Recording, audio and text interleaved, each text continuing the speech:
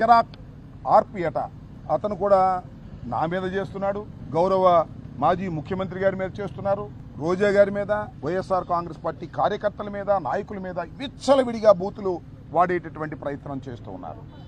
నేను ఈ మధ్యన పార్టీ ఇన్ పర్సన్గా న్యాయస్థానానికి వెళ్ళి 4 కేసులు రిజిస్టర్ చేసే విధంగా చేస్తే నేను న్యాయస్థానానికి వెళ్ళడాన్ని కూడా అసభ్యంగా బూతులు తిడుతూ వీడియోలో చేసి పెట్టారు. ఇది నిజానికి చట్ట ప్రకారంగా న్యాయస్థానాన్ని కూడా కించపరిచే విధంగా ఆ కిరాక్ ఆర్పి అని ఆయన మాట్లాడటం జరిగిందని ఈ సందర్భంగా నేను చెప్పదలుచుకున్నాను. వీరందరి మీద సోషల్ మీడియాలో ఎవరైతే వైఎస్ఆర్ కాంగ్రెస్ పార్టీ మీద దూషణ భూషణలు చేస్తున్నారో, చట్ట వ్యతిరేకంగా మాట్లాడుతున్నారో వారందరి మీద కేసులు పెట్టవలసిందిగా మేము కంప్లైంట్ చేస్తే పోలీసు వారు దాని మీద దృష్టి పెట్టడం లేదు.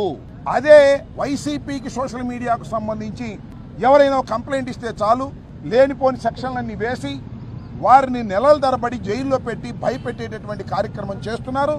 దీనికి వ్యతిరేకంగా ఒక ఉద్యమ రూపంలో మేము ఇవాళ ఈ కార్యక్రమాన్ని చేపట్టామని మనవి చేస్తున్నాను.